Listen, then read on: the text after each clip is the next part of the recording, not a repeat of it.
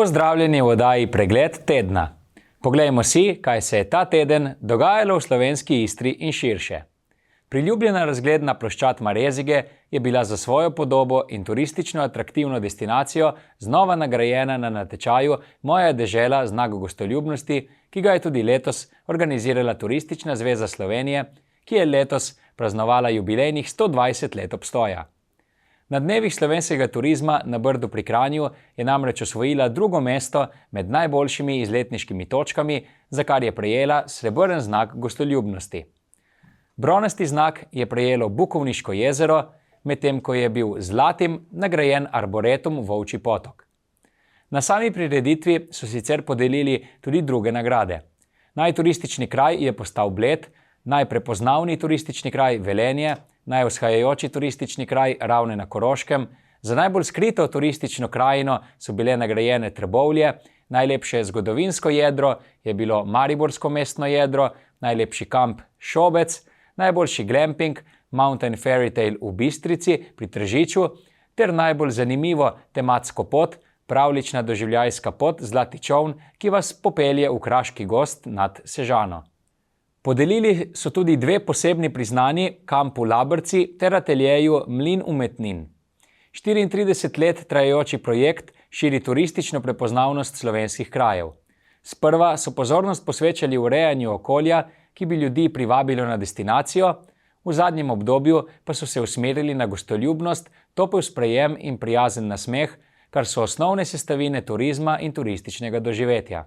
Pišemo zgodbe turizma in turizma, ki je v Sloveniji zrasel kot pobuda, od spodaj, od ljudi, ki so želeli svoje kraje urejene, v prvi vrsti zase, na to seveda tudi za obiskovalce. Od mož in žena, ki so več kot stoletje in pol nazaj družno prepoznali turizem kot pomembno dodano vrednost pri razvoju kraja in s tem boljših pogojev za življenje domačinov. Prireditve se je udeležil tudi minister za gospodarstvo, turizem in šport Matjaž Han, ki je poudaril, da projekt spodbuja urejenost, prijaznost in visoko kakovost turistične ponudbe v državi. Poleg tega je priznal, da podobni natečaji spodbujajo motiviranost ponudnikov, županov in lokalnega prebivalstva, da skrbijo za svoj kraj ter tako pomembno prispevajo k razvoju turizma pri nas. 120 let ljudje niso čakali, gospe in gospodje, da bo nekdo drug uredil poti, zasadil cvetje, tudi rekel Dominik, ali pa povabil obiskovalce v to prelepo Slovenijo. V bistvu ste spoštovani dokaz, da se skupnost začne preprosto pri ljudeh. In ljudeh, ki rečejo samo eno, dajmo skupaj nekaj dobrega narediti za naš kraj. In to je tudi sporočilo, ki ga moramo v slovenskem turizmu zmeraj in vedno ponavljati. Marezige so tako prejele že 4. nagrado. Leta 2022 so bile izbrane za 3. najboljšo izletniško točko, leto kasneje za 2. najboljšo, lani pa je glamping resort Vinski raj prejel celo zlato nagrado za najboljši glamping v Sloveniji. Na letošnji prireditvi je priznanje dobila tudi Srednja šola Izola v kategoriji Mladi upi turizma. V projektu Več znanja za več turizma je slavila z idejo šavrinke nazaj v prihodnost.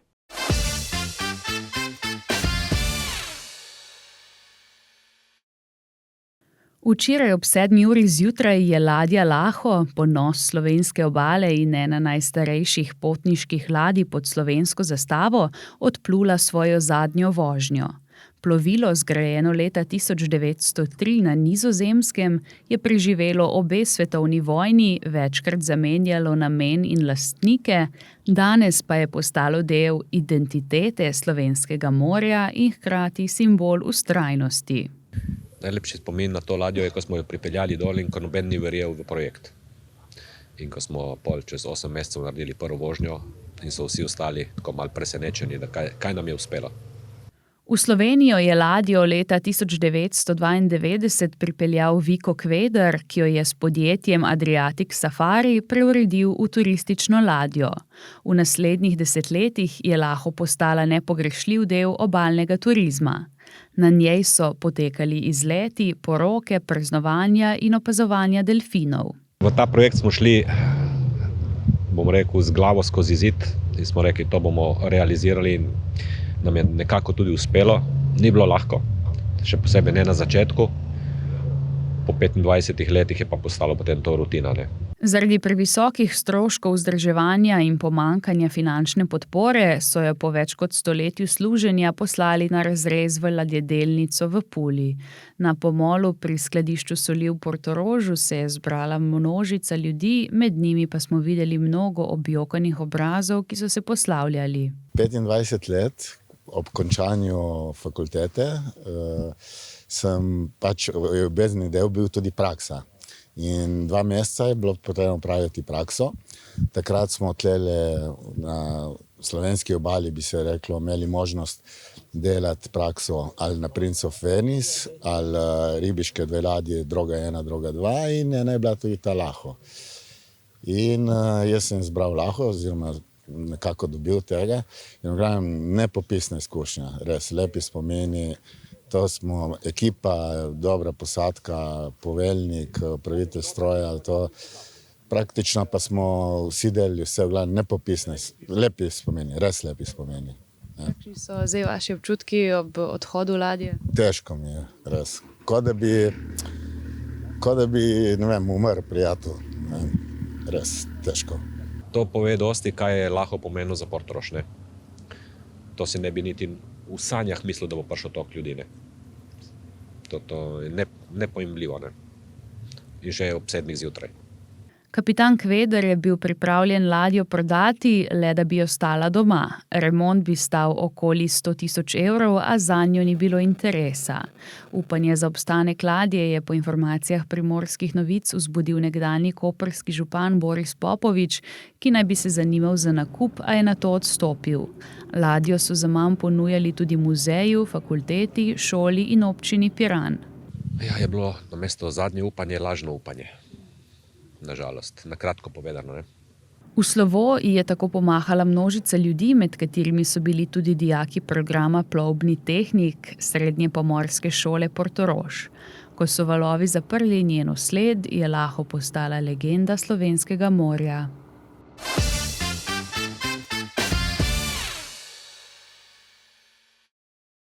Od ponedeljka dalje po koprskih ulicah poleg kurjerce vozi tudi kariolca. Gre za dostavno vozilo na električni pogon, ki bo občankam in občanom olajšala prevoz blaga po starem mestnem jedru. Mestna občina Koper bo stvar realizirala v sklopu mednarodnega projekta MedColors, ki se osredotoča na reševanje mestne logistike. Sama vrednost projekta je nekaj manj kot 190.000 evrov, večina sredstev, več kot 151.000 evrov, bo sofinanciranih strani projekta, ki ga sofinancira Evropska unija, preostalih skoraj 38.000 evrov pa bo občina zagotovila iz proračuna. V 5-mesečnem poskusnem obdobju bo tako testiran inovativen način dostave blaga na relaciji med starim mestnim jedrom, parkiriščem za tržnico ter parkirno hišo Sonce. Storitev, ki ga bo izvajalo podjetje Arriva d.o.o., bo brezplačna, na voljo pa bo med delovniki med 10. in 15. uro s predhodno najavo. Naročila prevoza bodo sprejemali od ponedeljka do petka med 8. in 14. uro. Storitev bo lahko koriščena za prevoz tovora, ki ne bo daljši od 2 metrov, širši od 90 cm in višji do 80 cm. Kariolca bo prevažala embalirano blago, škatle, zaboje, embalaže, kovčke in drugo opremo, ki ne pušča vonja in vidnih sledi. Storitve ne bo možno uporabiti za prevažanje gradbenega materiala, razsutega tovora, živali, pokvarljivega tovora, tovora, ki ga je treba natovoriti z nakladno opremo in tovora, ki lahko pusti onesnaženje. Vsa podrobnejša navodila in pravila so sicer objavljena na občinski spletni strani.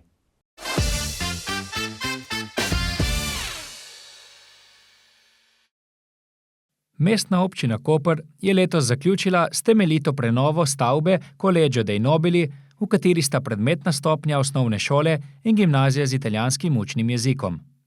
Septembra je šola ob slovesnem odprtju gostila tudi predsednico Republike Slovenije Natašo Pirc Musar, zdaj pa so ogled palače iz 17. stoletja z vodenimi ogledi omogočili tudi zainteresirani javnosti. Smo se odločili, da je škoda, da ta čudovit prostor sredi mesta ostane nepoznan oziroma neodkrit strani naših občank in občanov in tudi širše javnosti. Zato smo sklenili skupaj s skupnimi močmi, da bi poskusili organizirati vodene oglede. To je danes prvi poskus, imamo 3 skupine. Zanimanje je zelo veliko, kar nas je vse malce tudi presenetilo in smo seveda tudi zelo veseli. Torej, namen je odpreti oziroma pokazati občankam in občanom in širši javnosti, kakšne čudovite bisere, arhitekturne in kulturne imamo v našem mestu. In želimo si, da bi bili na to ponosni. Za vodene oglede sta se, ob podpori obeh ravnateljic in sodelovanja z Zavodom za varstvo kulturne dediščine, enota Piran, odločili ustanoviteljici obeh šol, Mestna občina Koper in Upravna skupnost italijanske narodnosti Koper. Vse skupaj se je začelo pred vhodom v stavbo z nagovorom predsednice preomenjenega zavoda, doktorice Mojce Marjane Kovač, ki je govorila o zgodovinskem pomenu palače. Stavba je bila zgrajena za v bistvu pouk, za poučevanje, za bivanje in je izključno take narave, da jo lahko tudi po značilnostih primerjamo tudi s kakšnim samostanskim objektom, ne glede na to, da je tukaj prvi učitelji so itak bili iz teh samostanskih redov, ki so se prav ukvarjali z poučevanjem. V sami palači, kjer so se nekoč poučevali izključno otroci bogatih plemiških družin, zato tudi tako ime Collegio dei Nobili, smo najprej obiskali atrij, ki predstavlja središče stavbe. Kasneje smo se sprehodili po prenovljenih hodnikih, kjer je bilo poleg pokalov in priznanj športnikov moč opaziti pretežno različne vrste živali ter tudi šolskih pripomočkov, zlasti tistih namenjenih fiziki. Naposled smo se odpravili še v šolski muzej in Aulo Magno, torej veliko dvorano, ki nas je navdušila svojo zgodovinsko zbirko knjig in čtiva. Izbrana dela nam je svojim razkošnim znanjem razkazal pisatelj in knjižničar tamkajšnje gimnazije Marco Apollonio. Questo è il nostro libro più antico, è una bellissima edizione ardina, non so se conoscete, ma Aldo Manuzzi è uno dei più importanti tipografi di tutti i tempi, certo la famosa Antropo Delfino, e questa è un'edizione, vedete l'eleganza della stampa, e questo libro è del 1520, quindi ha più di 500 anni. Zanimanjem vodenih ogledov so bili organizatorji izjemno zadovoljni, saj je šolo obiskalo veliko število nekdanjih učencev in učiteljev, družinskih prijateljev, novinarjev, predvsem pa občank in občanov.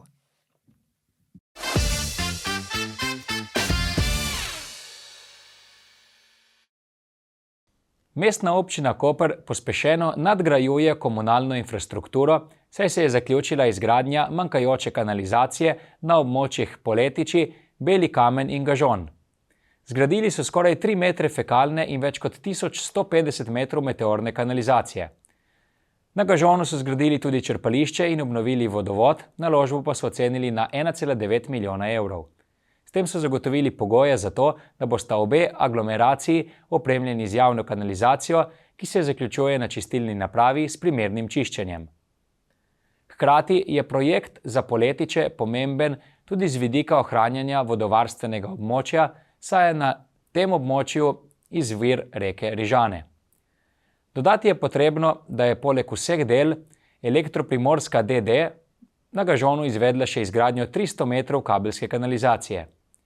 Del projekta, ki se nanaša na izgradnjo fekalne kanalizacije, financira Ministrstvo za naravne vire in prostor iz ukrepa zelenega prehoda, komponenta Čisto in varno okolje ter podukrepa za izboljšanje ukrepov na področju ravnanja z vodo in okoljske infrastrukture. Iz tega naslova bo občina skupno prejela okrog 635 tisoč evrov.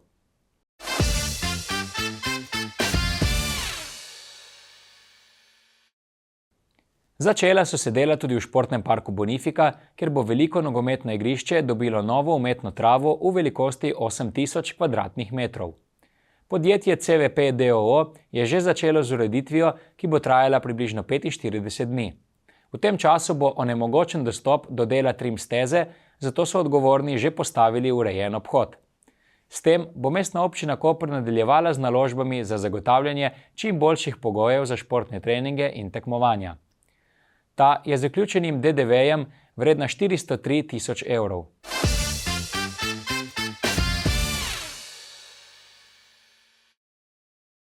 Direkcija za infrastrukturo in občina Ankaran sta oktobra podpisali pogodbo z izvajalcem CPK DD za rekonstrukcijo Jadranske ceste med priključkom na železniško cesto in sončnim parkom. Dela, ki so se uradno začela ta teden, bodo trajala do sredine januarja 2027. Vrednost projekta znaša nekaj več kot 3 milijone evrov, od tega bo občina Ankaran prispevala približno 930 tisoč evrov. V sklopu prenove bo zgrajeno novo krožišče Sončni park s pripadajočima avtobusnima postajališčema, kolesarsko stezo in pločnikom. Ob cesti bodo urejeni zeleni pasovi, ekološka otoka, počivališče za kolesarje, prehodi za pešce, prometna signalizacija, nova razsvetljava in komunalna infrastruktura. Po pobudi občine bo Jadranska cesta urejena nadstandardno.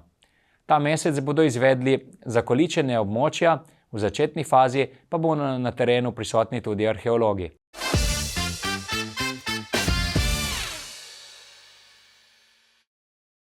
Občina Piran obvešča prebivalce, da bo zaradi obnove komunalne infrastrukture, med drugim elektrike, vodovoda, optike in cestišča, do 21. decembra v središču vasi Sveti Peter vzpostavljena popolna zapora ceste.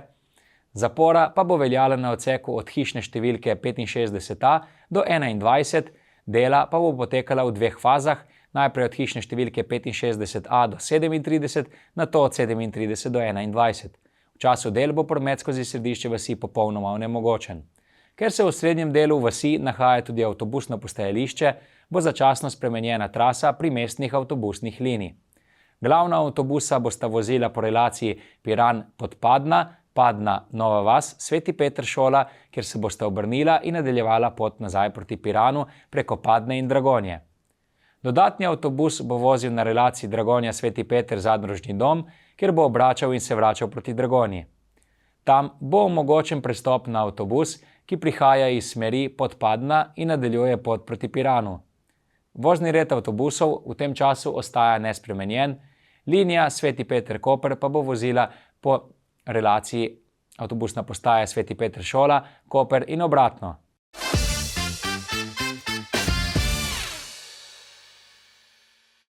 Pregovor pravi, ni pomembno, kolikokrat padeš, pomembno je, da vedno vstaneš. In tega se drži tudi znana pevka Severina, ki je po padcu na odru ne le vstala, ampak hkrati naredila še pravi gimnastični šov.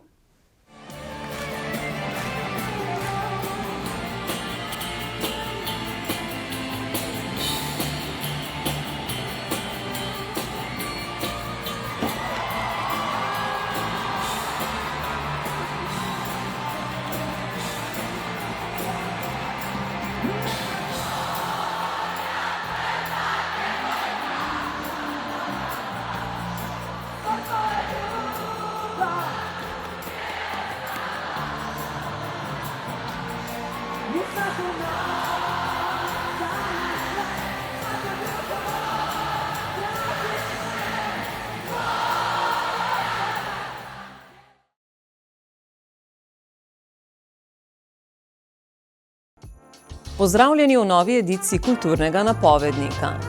Že v soboto 15. novembra bo ob 10. uri v Art kavarni Odeon v Izoli potekala delavnica Pripovedna kuha in zgodbe novembrskega morja, ki združuje kulinariko in pripovedništvo, dogodek pa organizirata Art kuha in Gajbla. Ob 11. uri pa bo v Lutkarnici v Kopru za najmlajše prikupna lutkovna predstava z naslovom Ovčka Olga in druge zgodbe. Ta bo izvedena s strani produkcije studia Slikovetke. V večernih urah ob 19:30 pa lahko obiščete auditorij Portorož, kjer bo nastopil Zoran Predin z Damirovim Django grupom. Koncert bo preplet popa in roka z značilno zrelostjo kantavtorskega izraza.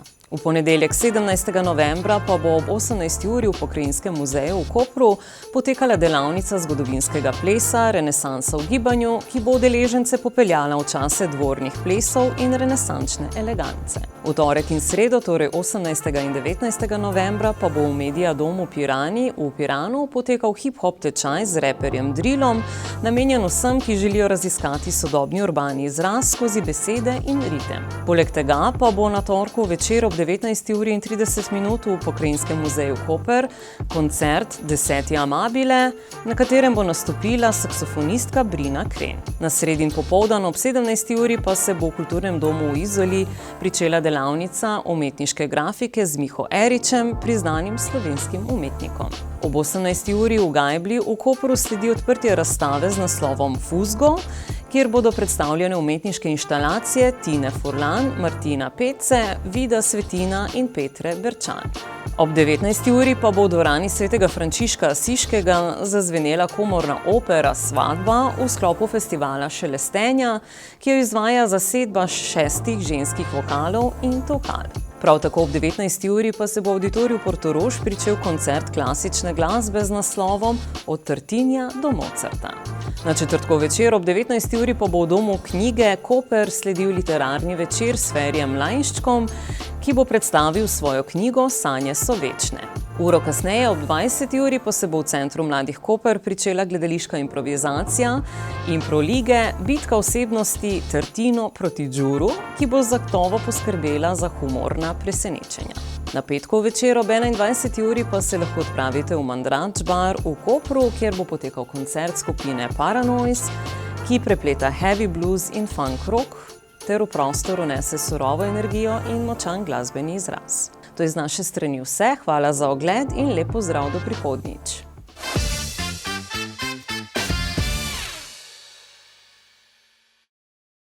To je bilo za danes vse, hvala za pozornost in lep pozdrav do prihodnjič.